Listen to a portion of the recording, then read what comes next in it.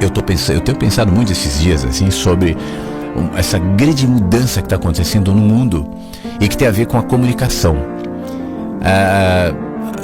Eu falei ontem aqui no programa, né, que eu tenho me sentido meio expulso dos meus mundos.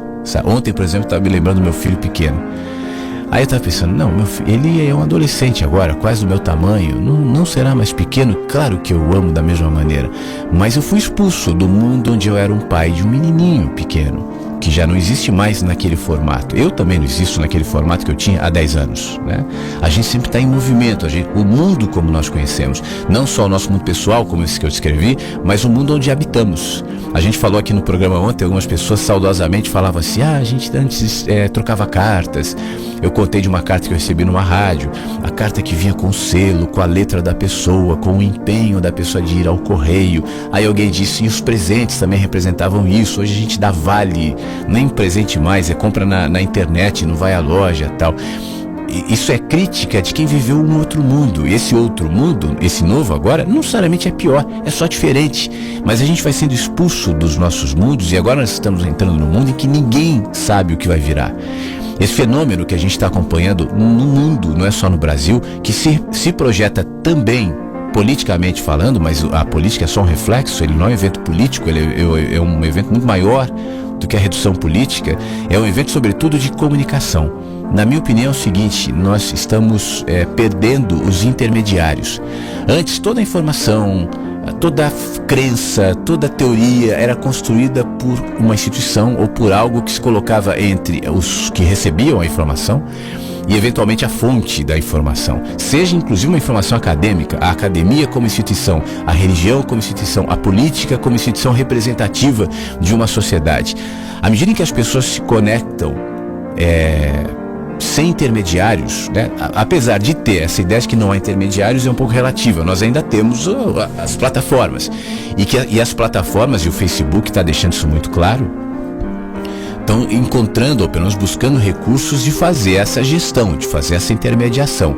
Eu já disse recentemente que para mim esse nome fake news que foi criado é só um jeito de tentar controlar a internet, mas isso é uma outra história. De qualquer maneira, isso gerou entre as pessoas uma aproximação e até uma possibilidade de liberdade muito grande.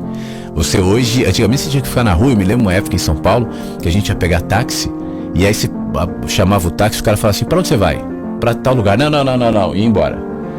Isso era um mundo restrito ali, né? Hoje com os aplicativos você entra em contato direto com o motorista, ele vem com o carro, te leva, enfim, é uma coisa muito mais simples, muito mais fácil. Isso está reconfigurando a cabeça das pessoas, inclusive nesse senso de representatividade. Os partidos políticos, os sindicatos, as igrejas, aquilo que até então nos últimos séculos representavam essa intermediação entre as pessoas e o chamado Estado, né, e mercado, enfim, e mesmo a fé e o conhecimento, isso tudo está sendo relativizado. Por isso que os partidos estão em frangalhos, por isso que a imagem do político tradicional nessas últimas eleições do Brasil, por exemplo, muito claramente, né, são rechaçadas pela população. Se isso gera um outro jeito de lidar com a política, com a vida, inclusive vai descambar num processo que a gente não sabe o que é e é incontrolável, eu penso que mais poucos anos esse sistema, especialmente esse político de representatividade, executivo, judiciário, legislativo, aquilo que nós chamamos da nossa sólida democracia de instituições, vai ser colocado em xeque, se é que já não está, né? E o que virá na sequência, eu não tenho a mínima ideia. Vai ser bom ou não vai ser bom? Eu não sei.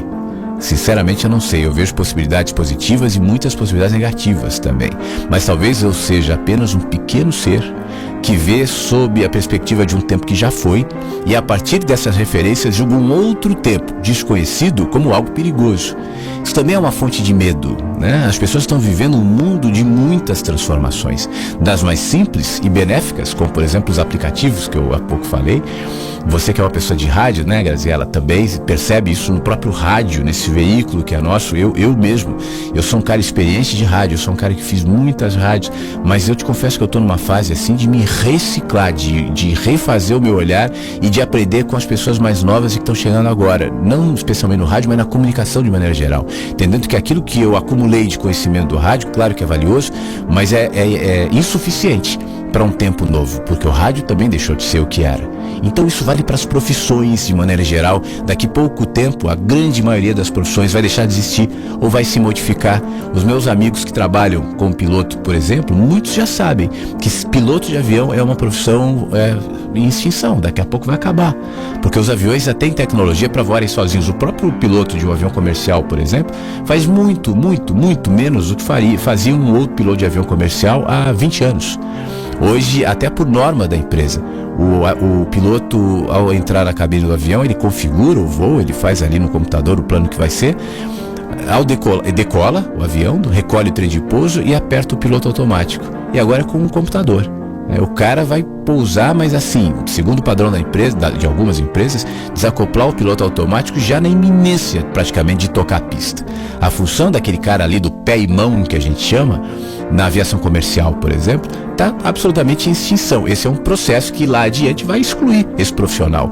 As pessoas dizem, mas ninguém vai entrar num avião pilotado por um computador. Isso é a nossa mente antiga que pensa. As mentes que estão surgindo agora vão pensar o contrário. Como é que vocês entravam no avião pilotado por um ser humano? Né? Então o mundo está num processo muito louco. Então por isso também o medo está presente. E aí, Graziela, as pessoas tentam se apegar àquilo que conhecem. Diante da iminência da mudança e de uma mudança desconhecida, eu preciso da segurança daquilo que eu conheço, daquilo que eu sei. Por isso também, nesse momento, o mundo vive essa tal onda do conservadorismo, né? O conservadorismo é uma tentativa de manter as coisas como estão. Isso tem lado bom e lado ruim, tem ônus e bônus. De qualquer maneira, eu não acredito que seja possível. Porque ainda que eu tente manter, como o Bolsonaro fala agora, a família, ontem alguns analistas brincavam dizendo que provavelmente vai instituir o Ministério da Família, isso aqui para defender a família. A família é algo maravilhoso, todos nós sabemos disso e gostamos da família e tal. Mas a gente sabe que nos últimos 15 anos, por exemplo, o olhar de família já é diferente. Na época dos meus pais, o divórcio, a separação era um escândalo. Fulana é uma divorciada, mal vista pela sociedade. Isso felizmente deixou de ser. Hoje em dia, famílias com pais ou mães do mesmo sexo já é algo relativamente, felizmente, aceito pela sociedade. Tem gente que resiste, dizendo que isso gera trauma nas crianças e tal. Geralmente quem fala isso está embasado por uma fé, por um dogma, por um preconceito. Mas as famílias estão mudando. Mães ou pais solteiros, mães ou pais sem filhos, o que era uma obrigação há alguns anos, está deixando de ser. Então tudo está em movimento. Tentar conservar a família. Mãe vai ser aquela figura da mulher dos anos 50. A mãe vai ficar em casa cozinhando, quando o pai chegar cansado com a sua malha na mão, ela vem e traz os chinelos, toda arrumada, entrega os chinelos ao pai e fala: oi querido, a cerveja está gelada. Isso não vai acontecer.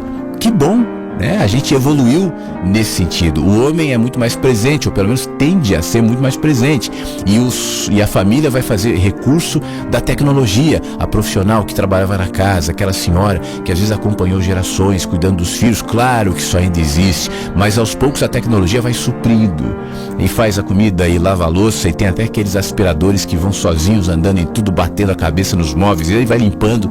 Então é outro tempo. Como é que a gente lida com isso? Ou a gente entende esse outro tempo, se coloca nesse fluxo e aceita que o tempo não para, como diria Cazuza, né? Ou a gente combate, ou a gente se apega às nossas certezas. E então, Graziela, diante desse cenário natural de medo diante do novo, medo diante do desconhecido, isso é aproveitado. É cultivado, é valorizado, não só pela política ou pelas instituições que tentam se manter. Por exemplo, o jornalismo usa muito esse recurso.